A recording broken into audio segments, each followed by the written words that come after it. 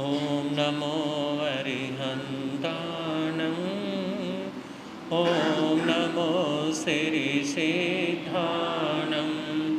ॐ नमो आयर्याणं ॐ नमो वज्रायाणं नमो लोय सब साहुनं एसो पंच नमोकारो एसो पंच नमो सवे भावे बनासनो मंगलानं सवे सिंह पड़े ममे हवै मंगलम् मंगलानं च संवेसिं पड़े ममे हवै मंगलम्।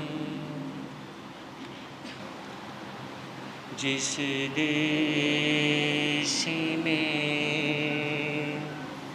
जिस भेष में जिस परिवेश में रहूं नमो अरिहंत नमो अरिहंत नमो अरिहंत कहूं जिस सानी से जिस नाम से जिस जाने में रहूं नमो अरिहंत नमो अरिहंत नमो अरिहंत कहूं जिस प्यारे से जिस ख्वारे से जिस संसार में रहूं नमो अरिहंत नमो अरिहंत नमो अरिहंत कहूं जिस ध्यान से जिस सम्मान से जिस जहान में रहूं नमो अरिहंत नमो अरिहंत नमो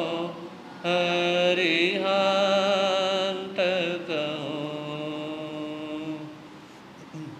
है समय न देखे धार के जिसमें सब बह जाया करते हैं समय बड़ा तूफान परवल पर्वत झुक जाया करते हैं अक्सर दुनिया के लोग समय में चक्कर खाया करते हैं लेकिन कुछ ऐसे होते जो इतिहास बनाया करते इतिहास बनाया करते हैं।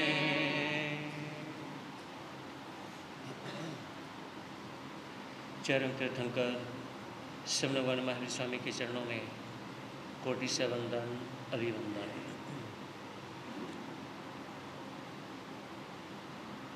पूज्य गुरुदेव के पावन चरणों में असीम आस्था के साथ कोटि से वंदन अभिवंदन। आपके समक्ष आत्मा का स्वाध्याय इसके संबंध में कुछ विचार रखूं उससे पहले भजन की कुछ लाइनें सभी मिल करके बोलेंगे। बोली शांतिनाथ भगवान की। गुरुवर तेरा मेरा साथ है निभाने को लाख लाख बार हमने जन्म लिए। गुरुवर तेरा मेरा साथ है निभाने को लाख लाख बार हमने जन्म लिए।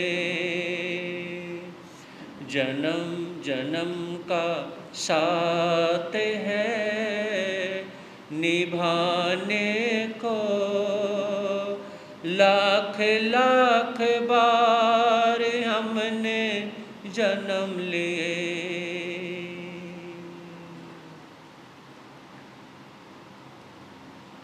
एक भक्त जब गुरु के पास में जाता है तो गुरु के पास जाने के बाद में कहा कि गुरुदेव, पता नहीं, मुझे तो इतने नॉलेज नहीं है, कितने जन्म मरण मैंने किए हैं और कितने जन्म मरण आपने किए हैं।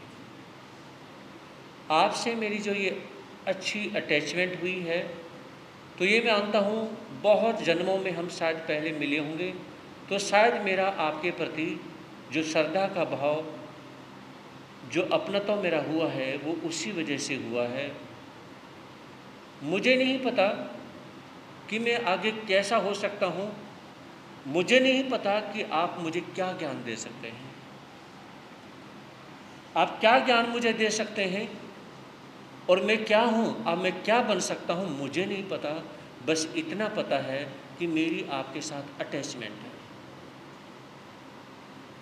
मुझे क्या देना है ये आपको ही सोचना है, मैं क्या कर सकता हूँ ये भी आपको सोचना है, मैं क्या नहीं कर सकता हूँ ये भी आपको ही सोचना है।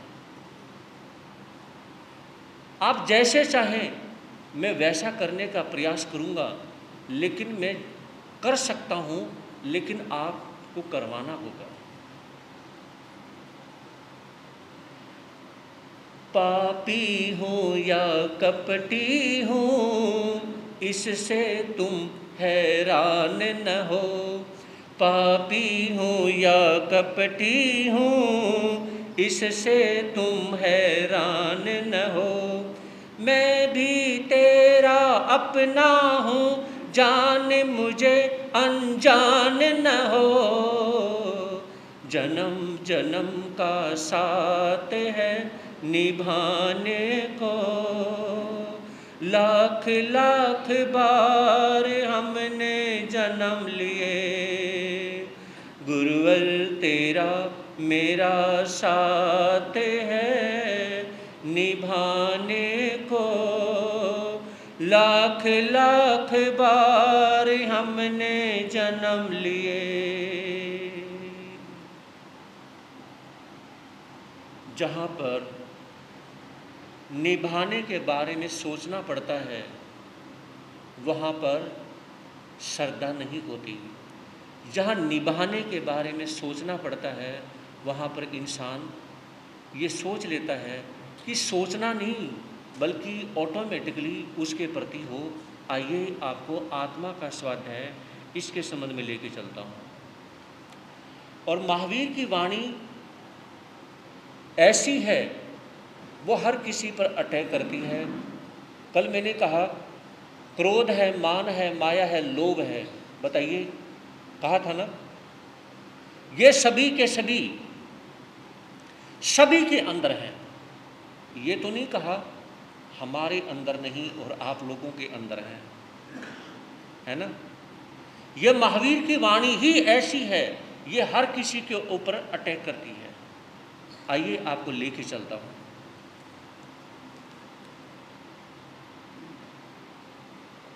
महाराष्ट्र में विचरण करने वाले संत लगभग 20 इयर्स पहले, बहुत पहले की बात, 20 साल है ना, 20 साल पहले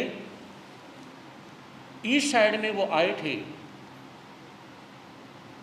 और अब जब उनका मिलना हुआ था तो 2015 में साधु सम्मेलन इंदौर में मिलना हुआ था। तो उन्होंने कहा कि हम उत्तर भारत में गए। उत्तर भारत मतलब ये दिल्ली, हरियाणा, पंजाब, जो हिमाचल का जो एरिया आता है ना, ये उत्तर भारत में आ जाता है। तो उन्होंने कहा कि वहाँ पर मैंने वो श्रद्धा देखी है, और आप उधर भी जाते हैं, साउथ में जाते हैं, है ना, साउथ में देखा होगा कि इस साइड से ज़्यादा श्रद्धा भावना देखने को मिलती है। समझ रहे? इस साइड से ज़्यादा श्रद्धा भावना देखने को मिलती है। उन्होंने कहा कि, उन्होंने क्या कहा, बहुत गजब की बात कही, सुनने की बात है। उन्होंने कहा कि उत्तर भारत में जितना धर्म मैंने गुरुद्वारे में देखा है, इतना मैंने कहीं नहीं देखा। जितना धर्म मैंने गुरुद्वारे को मानने वाले जो उनके अनुयायी हैं उनके अंदर देखा है, इतना धर्म या इतना आत्मा का स्वाध्याय या इतना एक धर्म या भावना मैंने कहीं नहीं देखी। उन्होंने पूरे ऑल इंडिया में विचरण किया है। कहने लगे कि ऐसी श्रद्धा भावना मैं शायद कभी देख नहीं सकता। उन्होंने क्या कहा, मैं ऐसी देख नहीं सकता हूं और कभी देखने को मिली नहीं आज तक। कहा कि इस एज में मेरी 65 के आसपास उम्र हो चुकी है। कितनी उम्र हो गई? वो भी 2015 में 62-63 के आसपास उम्र उस समय थी, आज भी है। कहा कि जो श्रद्धा भावना एक गुरुद्वारे में देखने को मिलती है वो कहीं भी देखने को नहीं मिली। ये मेरे भाव नहीं हैं, ये उनके भाव हैं। क्योंकि क्या होता है, बुजुर्ग अवस्था में आते आते बहुत ज़्यादा ज़िंदगी का अनुभव होता है, बहुत ज़्यादा ज़िंदगी का अनुभव हो जाता है। तो उन्होंने कहा कि ऐसे भाव मैंने देखने को कहीं नहीं मिले, और कहा कि गुरुद्वारे को मानने वाले जो भक्त लोग हैं, ऐसे भक्त लोग कहीं देखने को नहीं मिलेंगे। तो पूछा कि कैसे, कुछ आप बताएं तो सही। तो उन्होंने क्या कहा, कहा कि सुनिए, मेरा होशियारपुर की तरफ जाना हुआ, और होशियारपुर जब जा रहे थे तो रास्ते में एक सिख भाई के यहाँ पर, जो सिख था उसके घर पे रुकना हुआ। तो ये चलने के बाद में कोई और जगह रुकने की नहीं थी, तो उसके घर पे जब रुकना हुआ तो उसमें उस परिवार ने कहा, जो परिवार का मुखिया था, कहा कि जो गुरु हमारे घर पे ठहरे हैं इनकी सेवा में कोई कमी नहीं होनी चाहिए। एक चीज़ मैंने भी देखी है, मैं बताऊंगा। जब हम विहार करते हैं ना, जैसे यहाँ पर हमारा 118 डेज, यानी कि लगभग 48 दिन हम और यहाँ पे, उसके बाद विहार होंगे। एक चीज़ मैंने नोट की है कि जब हम विहार करते हैं, रोड से सड़क से जा रहे होते हैं ना, तो हम जब रोड क्रॉस करते हैं उस समय अगर कोई सिख होता है गाड़ी में, ट्रक में, बस में, कहीं भी होता है, तो उसमें क्या है, वो गाड़ी बस को रोक देता है और आराम से जय संतों को निकाल देता है। बहुत बार हमने देखा है, बहुत बार देखा है। एक बार हम यानी कि रुके हुए थे और देखिए जब नंगे पैर विहार कर रहे थे, और जून के महीने में दोपहर का समय 11:30-12 का समय हो चुका था, और बहुत लंबी लाइन थी उसमें जीटी रोड के ऊपर। मैंने कहा पता नहीं रोड कब क्रॉस होगा, पैर जल रहे थे। इतने में ही क्या था, एक ट्रक को चलाता हुआ एक सिख आता है और उसने ट्रक को वहीं रोक दिया, जाम कर दिया। जब तक हम निकल नहीं गए ना, निकलने के बाद में पीछे हॉर्न बजते रहे, लेकिन उसने ट्रक खिसकाया नहीं, समझे नहीं। और एक बार जब बुजुर्ग संत हम कई थे, व्हीलचेयर सब निकालने के बाद में, उसके बाद उसने चलाया। तो कहने का मतलब, तो वो संत कहने लगे कि आपके नॉर्थ इंडिया में, आप होशियारपुर में, पंजाब में जब हम घर पे रुके, तो उसमें उस सिख भाई ने, गुरु के उस भक्त ने क्या कहा कि कोई भी अपने घर पे कहाँ नहीं सोएगा, बेड के ऊपर नहीं सोएगा, चारपाई पे नहीं सोएगा, फोल्डिंग पे नहीं सोएगा।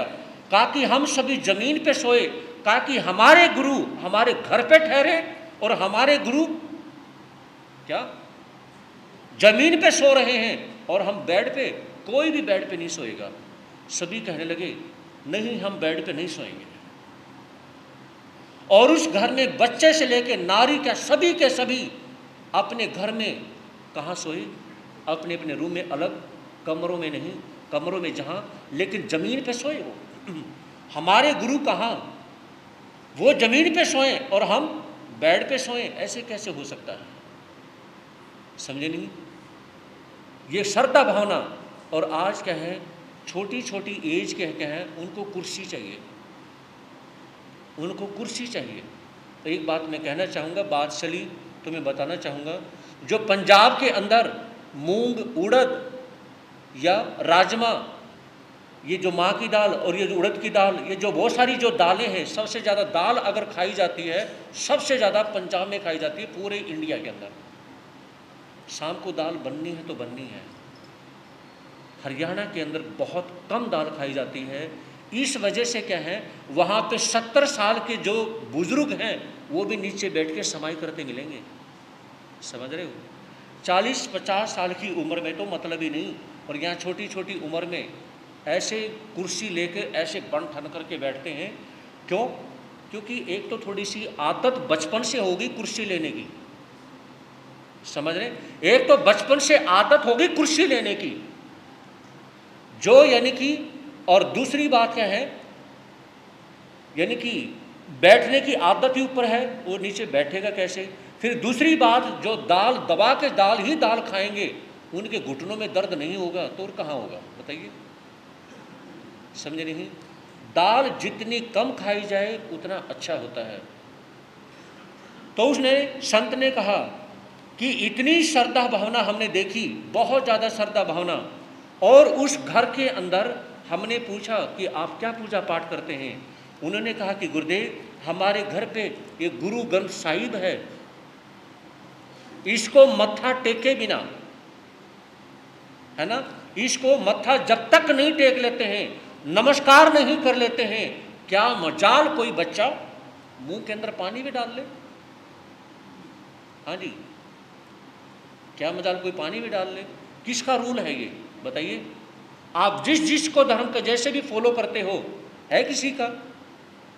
और चाहते ये हैं कि घर में वो हो जाए, ये हो जाए, वो हो जाए। याद रखें, श्रद्धा करने की जरूरत है। अगर श्रद्धा ही नहीं है तो फिर कुछ नहीं हो सकता है। तो उस परिवार के अंदर कि जब तक गुरु ग्रंथ साहिब को चाहे 5 मिनट पढ़ें, 2 मिनट पढ़ें, और इसके जब तक नमस्कार नहीं करेंगे तो घर के अंदर कोई एक्टिविटी नहीं हो सकती।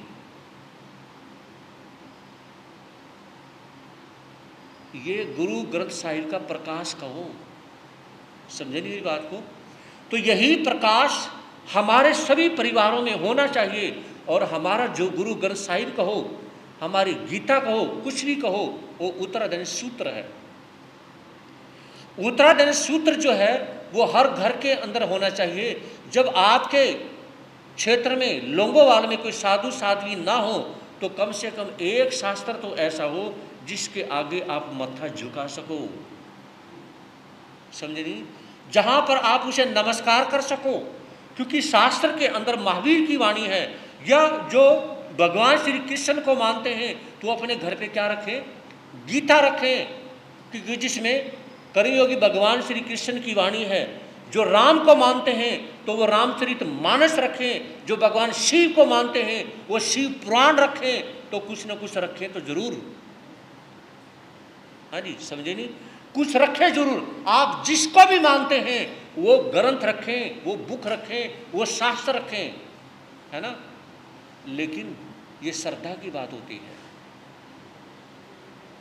श्रद्धा करनी नहीं। हमने अपने घर के अंदर कोई शास्त्र नहीं रखना। हमने अपने घर के अंदर यानी कि कोई धार्मिक क्रियाएं नहीं करनी। और हम चाहते बहुत कुछ हैं। तो उसमें संत ने कहा कि जो नज़ारा मैंने एक सीख के वहाँ पर देखा और जो सेवा देखी वो हमने सेवा कहीं देखने को नहीं मिली।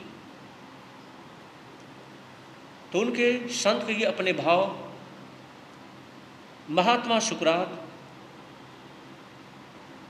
कोई संत नहीं थे, लेकिन उनको एक संत की उपाधि इसलिए दी गई कि जब भी जिंदगी में उन्होंने कोई किसी को गलत करते हुए देखा कि ये शराब पी रहा है, तो उसमें क्या था, मैंने शराब नहीं पीनी। वो दुनिया के लोगों को देखते चले गए, और उसमें क्या था, उस समय उन्होंने क्या किया, वो हर चीज को छोड़ते चले गए। तो इतना ही यहां पर भाव कि हमारे अंदर अनेकों अनेकों बुराइयां हैं, लेकिन हम उन बुराइयों को कम करने का प्रयास करेंगे। आइए आपको लेके चलता हूं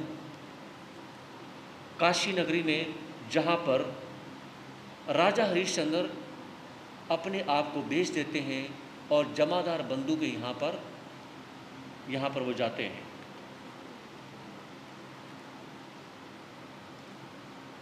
क्योंकि देखा सुना था आप लोगों ने कि तारा एक ब्राह्मण देवता के यहाँ पे जाती है, तो ब्राह्मण का जो बेटा था वो उन्हें बहुत परेशान करता है। लेकिन अब हरिश्चंद्र के साथ क्या होता है, जरा वो भी देखिए। हरिश्चंद्र भी सेवक बनकर जमादार के घर पर आए, सत्य धर्म के रक्षा के हित अर्पण तन मन कर पाए। तो घर पे आते हैं, और घर पर आने के बाद में हरिश्चंद्र आते हैं, और देखिए दास बन करके आते हैं। किस्मत का कुछ नहीं कह सकते हैं कि कब किस मोड़ पे आकर के खड़ा कर दे। जमादार अपनी नारी से कहा, बड़े ही सज्जन हैं, विपदग्रस्त हैं, धर्मशील हैं, ज्ञानी बड़े विलक्षण हैं, नौकर इनको नहीं समझना, सादर नित सेवा करना, अनुचित हो व्यवहार न कुछ भी, इसका स्थान सदा रखना।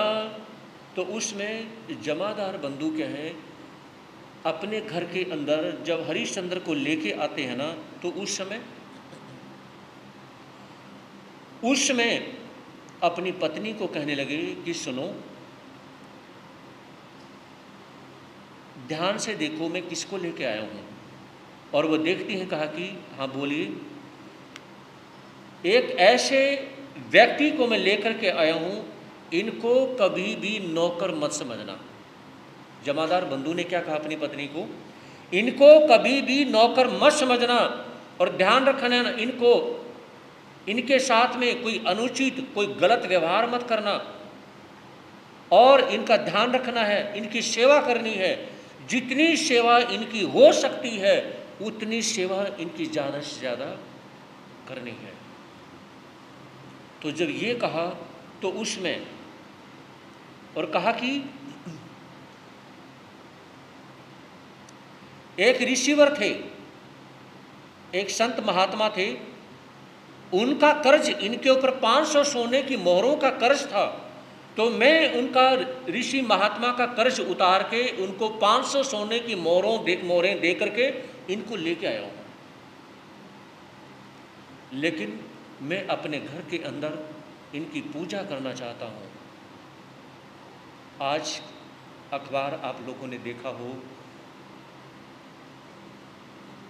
एक व्यक्ति ने क्या किया कि योगी जो मुख्यमंत्री हैं उनका क्या है, मंदिर बनवा दिया, और मंदिर बनवा करके क्या है, पूजा करनी शुरू कर दी, एक भगवान की तरह पूजा करनी शुरू कर दी। तो इस देश के अंदर किसकी पूजा कब हो जाए और किसकी पूजा ना हो कुछ नहीं कह सकते। तो उसमें जमादार बंधु ने कहा कि इनका ध्यान रखना है, इनसे कोई काम नहीं लेना, अनुचित कोई व्यवहार नहीं करना, और मैं इनको 500 सोने की मोहरों में खरीद करके लेके आया हूँ। तो ऐसा कहना था। तो उसमें क्या है, उनकी पत्नी को बहुत ज़्यादा गुस्सा आ जाता है। काम नहीं कुछ लेना इससे तो क्या सूरत देखूंगी, मोहर 500 देकर लाए क्या चूल्हे में फूकूंगी, कोड़ी कोड़ी जोड़ भूख को सहकर द्रव्य कमाते हैं, धर्मात्मा बनने की धुन में यों बेअर्द लुटाते हैं। तो उसमें उनकी पत्नी चिल्लाती है और चिल्लाती ही कहने लगी, अच्छा जी, मतलब मुझे इससे कोई काम नहीं लेना। कमाल की बात है। तो क्या इसकी सूरत मुझे देखनी है? सूरत देखने के लिए इसको लेके आए हो, ये बताओ मुझे। और 500 सोने की मोहरें इसके ऊपर लुटा के, मतलब इसको खरीद के लेके आए हो। पहली बात तो 500 सोने की मोहरें सारी जिंदगी निकाल दी कमाने में, और आपने सिर्फ 2 मिनट में लुटा दी। क्या 500 सोने की मोहरें सारी जिंदगी लगा दी हमने कमाई करते करते, और आपने 2 मिनट में इसको खरीद के लेके आ गए? बताइए। तो कहा कि क्या मुझे ये चूल्हे में फूंकना है? करना क्या है? इतना बुरा क्या है? वो बोलती है, कौन? पत्नी इतना बुरा बोलती है। कहने लगी, मुझे ये बताएं, एक एक कोड़ी जोड़ जोड़ करके, पता है मैं भर पेट खाना तक नहीं खाती। किस चक्कर में? कि मुझे इतना सोना जोड़ना है, इतना सोना जोड़ना है, और आपने बस इसको खरीद करके लाना था। मुझे ये बताइए, ये ऐसा कौन सा बड़ा धर्मात्मा है जो इससे काम भी नहीं लेना है ना, इसको कुछ कहना भी नहीं, इसको बोलना भी नहीं, और इसको बैठे बिठाए खाना भी देना है? ऐसी कौन सी बात है इसके अंदर? ऐसा कौन सा धर्मात्मा है? इस प्रकार से कहें, वो बहुत बुरे से बुरा, गंदे से गंदा बोलती चली जाती है, बोलती चली जाती है। ये कहते हैं, पंचतंत्र संस्कृत के ग्रंथ में आता है कि पत्नी अगर बहुत ज़्यादा गुस्सा करती है और सारा दिन लड़ती है, सारा दिन लड़ती है और गुस्सा करती है, तो उसमें पंचतंत्र संस्कृत के ग्रंथ में ये कहा कि ऐसी पत्नी को छोड़ करके इंसान को जंगलों में चले जाना चाहिए और घर उसके हवाले कर देना चाहिए। आप इस घर को संभालो, ये मेरा घर नहीं है। आप शादी होके यहाँ पे घर पे आई हो, आप इस घर को संभालिए और मैं चला। मेरा घर कहीं बसना होगा बस जाएगा, नहीं बसेगा तो नहीं बसेगा। ये मेरी बात नहीं है जी कि मेरे से नाराज हो जाओ। पंचतंत्र संस्कृत के ग्रंथ में कहा कि लड़ना नहीं चाहिए, लेकिन उसमें यह भी कहा कि चाहे पति है, पति के घर में जब पत्नी पैर रखती है तो उसे उसकी रिस्पेक्ट का, उसकी इज्जत का, मान सम्मान का, उसकी सेवा का, हर चीज़ का, उसकी ज़रूरत का, कि पत्नी को किस चीज़ की ज़रूरत है उसे भी ध्यान रखना चाहिए। वो हर चीज़ की 50 है। नारी कभी पुरुष से या पति से किसी भी अधिकार में छोटी नहीं होती, बराबर की है, हर चीज़ में ध्यान रखे। लेकिन ये कहा कि वो हमेशा ही परेशान करके रखती है, तो फिर क्या है, घर को भी और पत्नी को भी छोड़ देना चाहिए, ये ग्रंथ के अंदर कहा। तो यहाँ पर जब बहुत ज़्यादा लड़ाई करती हैं, कौन? जमादार की जो पति लड़ाई करती हैं, तो उन्होंने क्या विचार किया कि उन्हें गुस्सा आता है और अपनी पत्नी को डांटना शुरू कर दिया और उसे मारने के लिए दौड़ता है। जब मारने के लिए जमादार बंधु दौड़ता है तो उसमें हरिश्चंद्र ने उस जमादार बंधु का हाथ पकड़ा कि आप क्या कर रहे हो? नारी के ऊपर हाथ उठाने का मतलब है बहुत बड़ा पाप करना। आपको ऐसा पाप नहीं करना चाहिए, इस प्रकार का पाप आपको नहीं करना चाहिए। तो उसमें उन्हें रोका और कहा कि इनकी बात तो बिल्कुल सही है। जब आपने मुझे 500 सोने की मोहरों में खरीद लिया है, तो खरीदने के बाद में तो फिर मेरा फर्ज कुछ ना कुछ काम करने का तो बनता ही है। अगर मैं घर में बैठा रहूँगा तो इनको गुस्सा तो आएगा ही आएगा। इनकी कोई गलती नहीं, गलती तो मेरी हो सकती है, इनकी कोई गलती नहीं। इस प्रकार से हरिश्चंद्र ने कहा, हंगी कहता क्या जल्दी है, काम कौन सा लाऊं मैं, वह क्या काम आपका कम है, धर्म वचन सुन पाऊं मैं। नित्य हृदय में कुड़कुट और बहुत बड़बड़ करती है, घृणा द्वेष की आग चित्त में प्रति नित्य नहीं भरती है। जमादार था बाहर वहीनी, एक दिवस आज्ञा मांगी, गर्ज उठी जैसे सोते से कुल सिंगनी हो जागी। तो एक रोज क्या हुआ कि जमादार की जो पत्नी थे उन्होंने विचार किया कि आज मौका सही है, आज मौका बिल्कुल सही है। उन्होंने मौका देख करके कहा कि अरे निखट्टू सारे दिन जब यहाँ पर बैठा रहता है, कोई काम धाम तो करता नहीं है। तो उसमें हरिश्चंद्र आगे कहने लगे, मालकिन बताइए मुझे क्या काम करना है। तो उसमें जमादार बंधु की पत्नी विचार करने लगी, कोई से ऐसा काम बताऊं, ऐसा काम बताऊं कि धक्के भी खाता फिरे, है ना, परेशान भी हो जाए और वो काम ये कर भी ना पाए और डांट की डांट भी खाए और घर से निकालने का मौका भी मिल जाए, है ना। जैसे कहते हैं ना कि एक तीर से कई निशाने। तो इस प्रकार से क्या था, इस प्रकार से उन्होंने विचार किया और विचार करते करते क्या है, या तो मुंह बना के खड़ी थी, है ना, और यह क्या है, खुशी हुई और कहने लगी।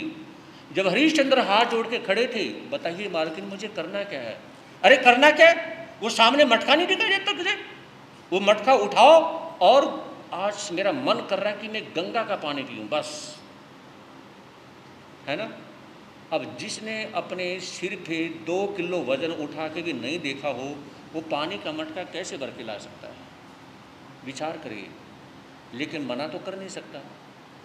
तो उसमें हरिश्चंद्र ने मटका जब देखा कि ठीक है, और मटका भरने के लिए, और किस्मत देखिए, ये कहते हैं फकीर और तकदीर। वैसे मेरा इन पर बहुत एक गहरा मैटर है, अभी मैं इनके बारे में तो नहीं सुनाऊंगा। फकीर और तकदीर देने लग जाएं तो इतना दे सकते हैं कि झोली में समा नहीं सकता, और फकीर और तकदीर ना दे, समझ रहे हो। सबसे ज्यादा यानी कि उम्मीद किससे होती है, तुसी तो साइलेंट ही रहोगे, जब हम चले जाएंगे तुसी तब बोलोगे, बोलो। ये कहते हैं कि सबसे ज्यादा उम्मीद 2 चीजों से होती है, फकीर और, अब तो बोल दो, मैं सड़के जावा, तुसी पता नहीं कब बोलोगे।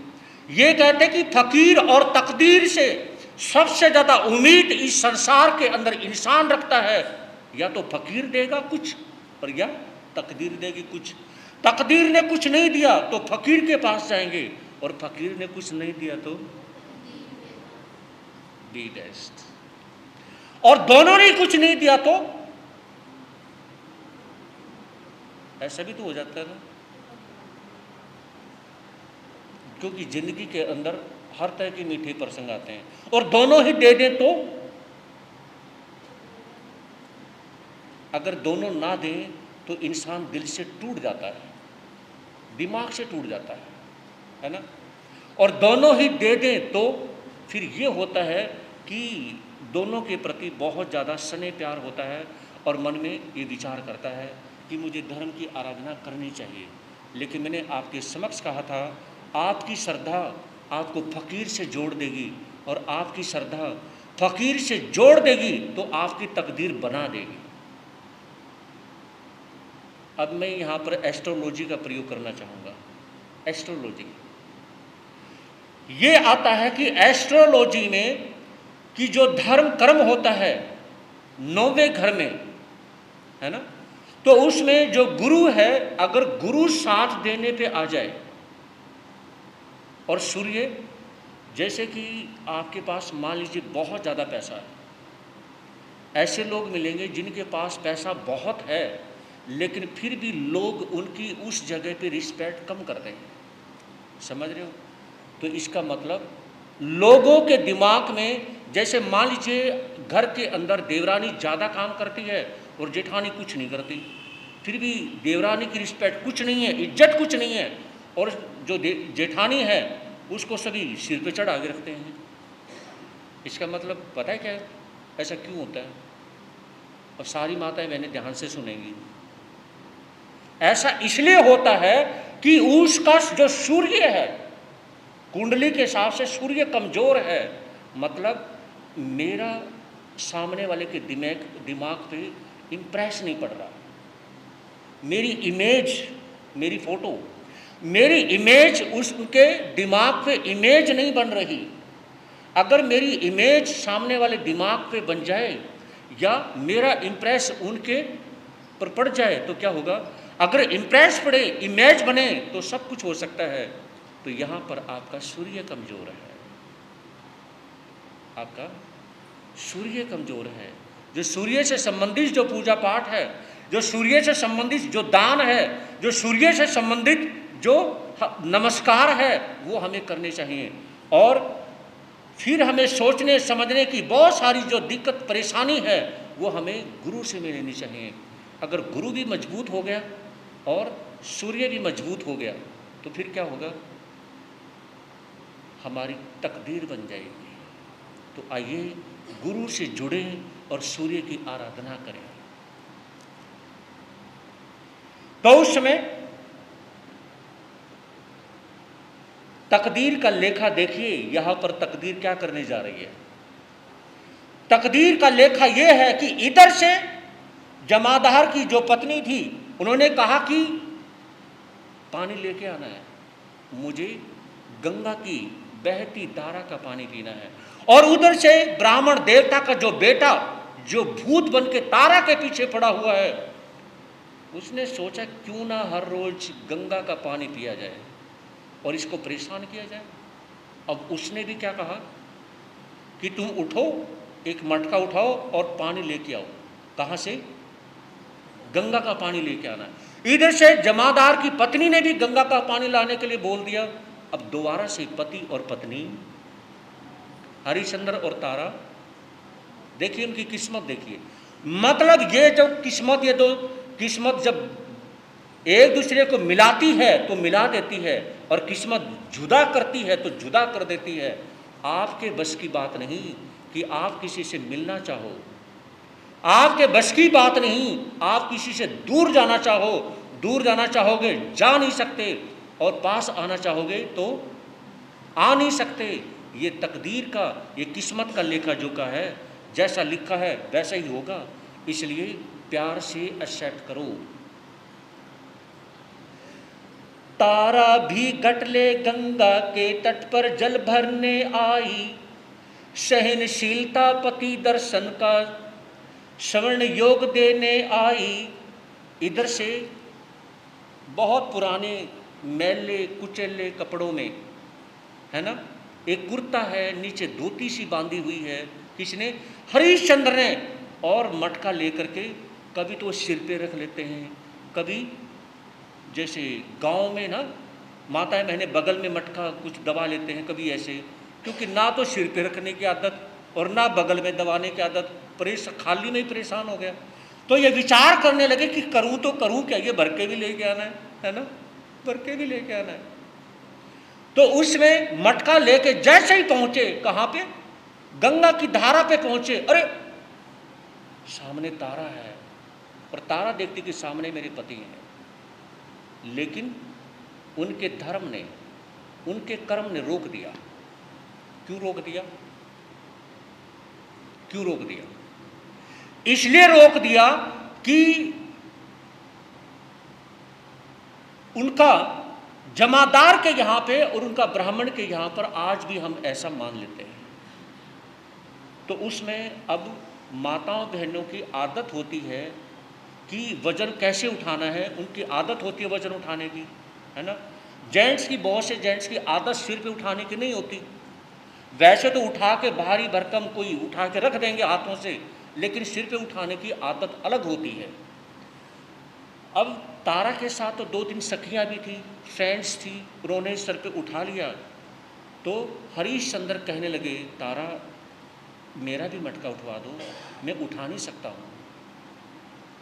तो तारा ने कहा कि पतिदेव मैं नहीं उठवा सकती। क्यों नहीं उठवा सकती? मैं इसलिए नहीं उठवा सकती, आपका धर्म अलग है और मेरा धर्म अलग है। मेरे मालिक आपका कुछ कार्य करने से मना करते हैं, वो नहीं करवा सकते हैं। जब मेरे मालिक मना करते हैं और आपके मालिक अलग हैं, मेरे अलग हैं। ठीक है, आप मेरे पति हैं, मैं आपकी पत्नी हूँ, लेकिन ये याद रखो हम मालिक के अंडर में हैं। आप दास हो, मैं दासी हूँ, सकते ना मैं चला सकती। आप नौकर नहीं हो, मैं नौकरानी नहीं हूँ। क्या कहा? हम नौकर नौकरानी नहीं है जो अपनी चला सकते हैं थोड़ी बहुत, हम दास और दासी हैं। दास और दासी का धर्म खत्म हो जाता है, जो उनके मालिक का होता है वो उनका धर्म होता है। इसलिए ये याद रखो, मटका मैं नहीं उठवा सकती। क्या तारा मटका उठवाएगी? बहुत प्रयास करने के बाद में भी जब हरिश्चंद्र मटका नहीं उठा पाए, हताश हो जाते, निराश हो जाते हैं, मैं मटका उठा नहीं सकता और ये मटका उठवा नहीं सकती, तो उठेगा कैसे? उठेगा कैसे बताओ?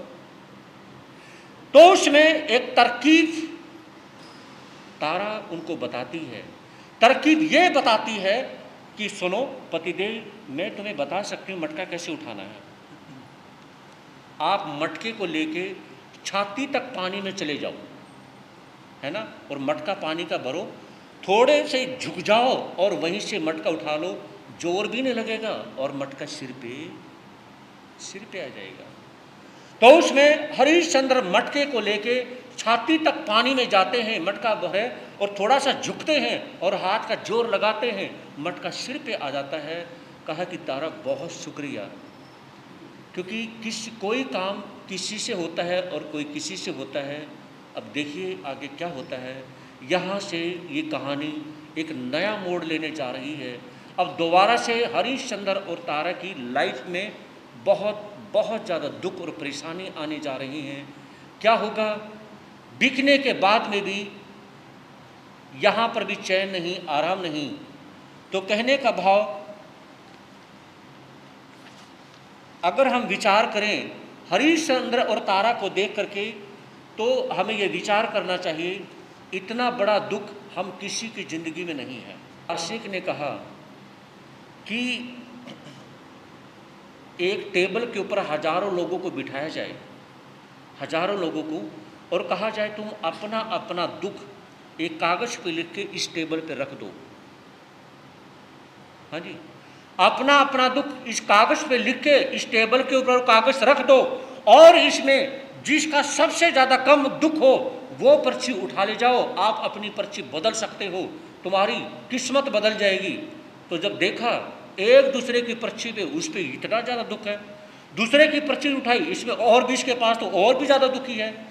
फिर देखा कि और पर्ची उठाई, ये तो मेरे से भी ज़्यादा दुखी है ना। इस तरह से जब पर्ची उठाते गए, एक से एक ज़्यादा दुखी लोगों की पर्ची जब मिली ना, वो सारी वहीं पे रखी और अपनी उठा के चलते बने। हाँ जी, अपनी अपनी पर्ची उठा के चलते बने। कहा कि मेरा ही दुख मेरे सही है। क्या समझे? मेरा दुख सही है, क्योंकि जो पड़ोसी है उसके पास तो मेरे से भी ज़्यादा दुख है। तो कहने का मतलब ये है, आपसे ज़्यादा दुखी आपका पड़ोसी है, आपसे ज़्यादा दुखी आपका रिश्तेदार है, आपसे ज़्यादा दुखी आपका भाई है, आपसे ज़्यादा दुखी आपकी बहन है ना। तो अपना दुख अपने पास में रखो और अपना दुख अपने पास में रखते हुए खुश हो जाओ। और हर रोज़ क्या है, मैंने एक रोज़ कहा था ना, सवेरे उठते ही अपने हाथों की इन लकीरों को देख लिया करो।